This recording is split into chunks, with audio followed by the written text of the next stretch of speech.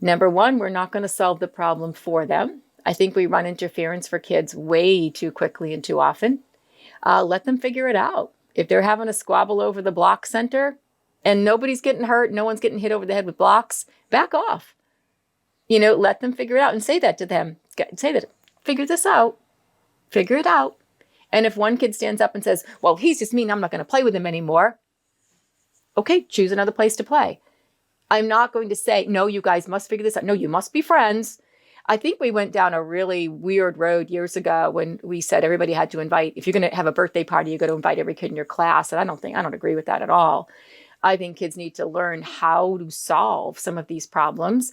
And even if it turns out that they don't want to play with that person today, that's okay. Not everybody's going to be your friend. I don't call everybody in my classroom friends because I think it sends a weird message. I want them to be kind. I want them to take care of each other.